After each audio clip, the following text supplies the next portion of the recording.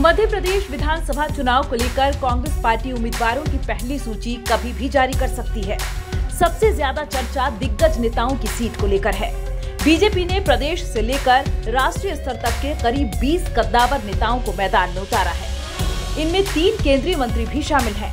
कांग्रेस सूत्रों के मुताबिक बीजेपी के बड़े नेताओं को हराने के लिए एक-एक सीट का समीकरण तैयार किया जा रहा है। कांग्रेस पहली सूची में ही बीजेपी के बड़े नेताओं के खिलाफ प्रत्याशियों का ऐलान कर देगी, जिससे दावेदारों को कैंपेन के लिए ज्यादा से ज्यादा वक्त मिल सके। सूत्रों के मुताबिक कांग्रेस ने बीजेपी के बड़े नेताओं की सीटों को 2 कैटेगरी में बांटा है। पहली कैटेगरी में वे सीटें शामिल हैं जहां दिग्गज नेताओं को हराया जा सकता है। दूसरी कैटेगरी में उन सीटों को शामिल किया गया है जहां दिग्गजों को हराना मुश्किल है।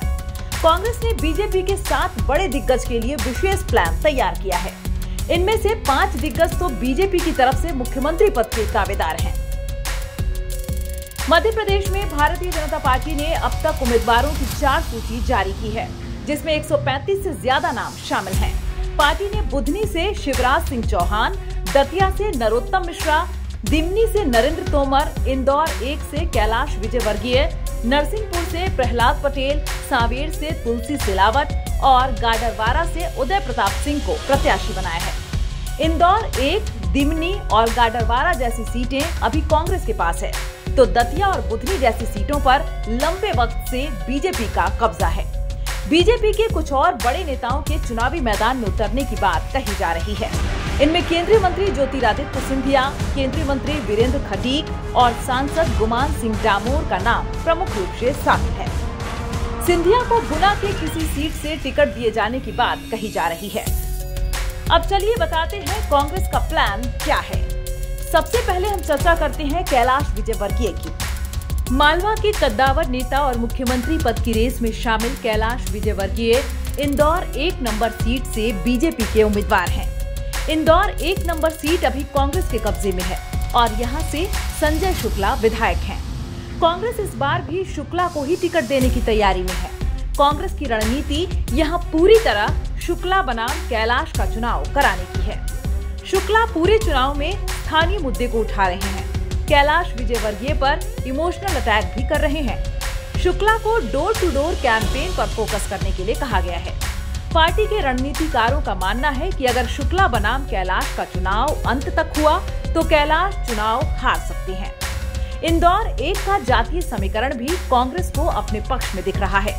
यहाँ मुस्लिम और वैश्य वोटर सबसे ज्यादा हैं। इसके बाद ब्राह्मण और यादव वोटरों की संख्या है।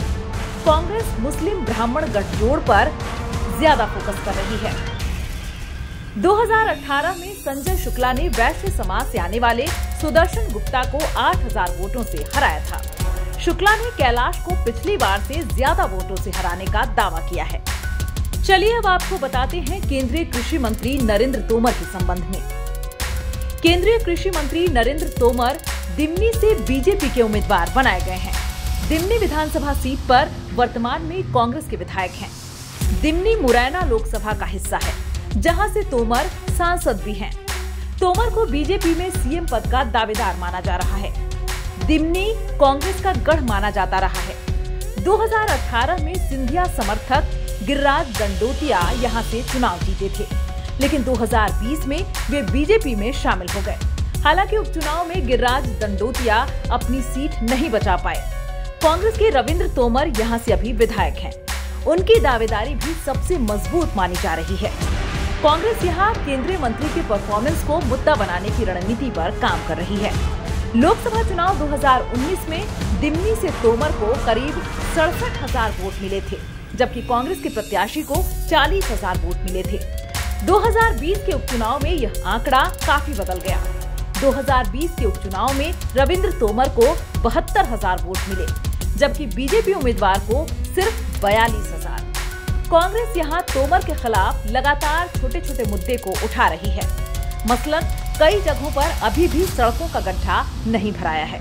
जानकारों का कहना है कि स्थानीय सांसद और केंद्रीय मंत्री होने की वजह से तोमर के खिलाफ भी एंटी इनकम्बेंसी है।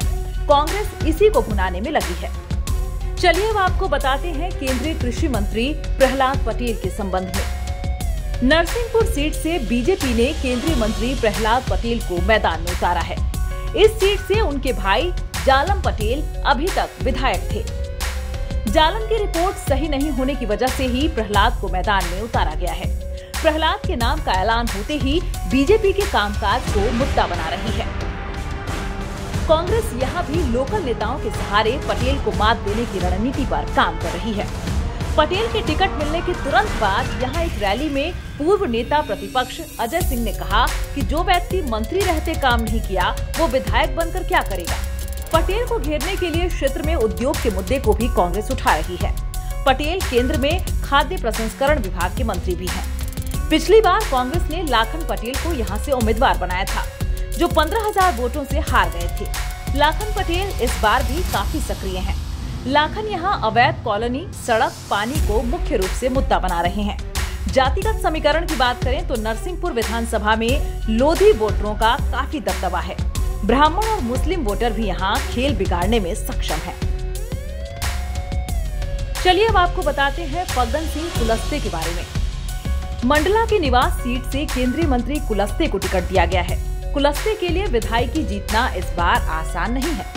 यहाँ से कांग्रेस के अशोक मरसकोले विधायक हैं। मरसकोले सरकारी नौकरी से इस्तीफा देकर राजनीति में आए थे। मरसकोले ने 2018 में कुलस्ते के भाई राम प्यारे को 28,000 वोटों से हराया था। कांग्रेस इस बार भी कुलस्ते बनाम मरसकोले का चुनाव कराने की रणनीति पर काम कर रही है।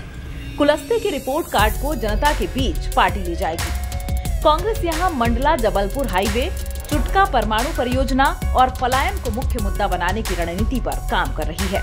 तीनों मुद्दे को सुलझाने में कुलस्ते अब तक नाकाम रहे हैं।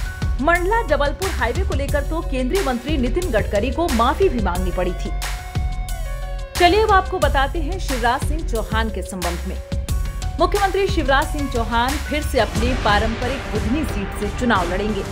पिछली बार बुधनी से कांग्रेस ने अरुण यादव को मैदान में उतारा था, लेकिन वे बड़े अंतर से चुनाव हार गए थे। शिवराज को बुधनी में ही घेरने के लिए कांग्रेस ने बड़ी रणनीति तैयार की है। कांग्रेस यहां से इस बार स्थानीय नेता को टिकट देने की रणनीति पर काम कर रही है। दरअसल बुधनी में कार्यकर्ताओं ने आलाकमान से शिकायत की थी कि यहां बाहरी नेताओं को भेज दिया जाता है, जो सिर्फ दिखावे के लिए लड़ते हैं।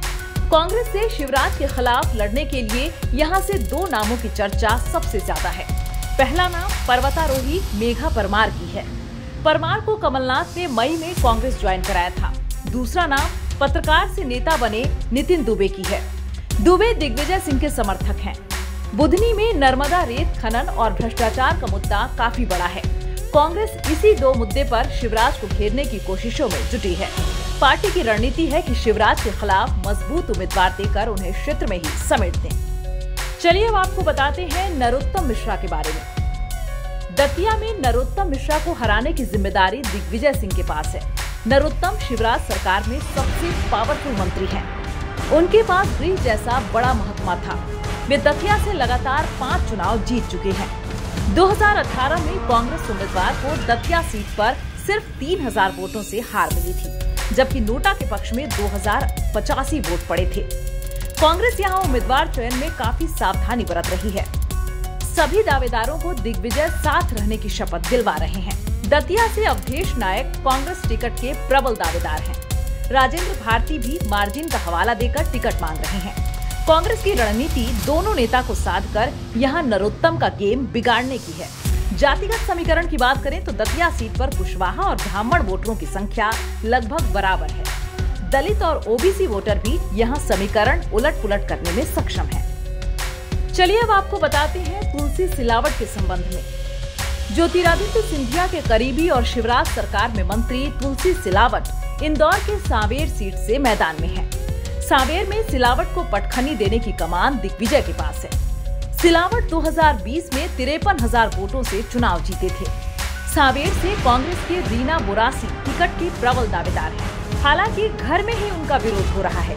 रीना के भाई अजित भी टिकट के लिए यहां से दावेदारी कर रहे हैं। कांग्रेस की कोशिश तेज तर्रार रीना के जरिए सिलावट की घेराबंदी करने की है। जातिगत समीकरण की बात करें तो इस सीट पर करीब 40,000 मतदाता दलित हैं, जबकि करीब 35,000 मतदाता हाथी समाज के और 30,000 मतदाता कलोता राजपूत समाज के माने जाते हैं। जबकि राजपूत और धाकड़ समाज के 15-15 हजार वोट सांवेर विधानसभा सीट में हैं।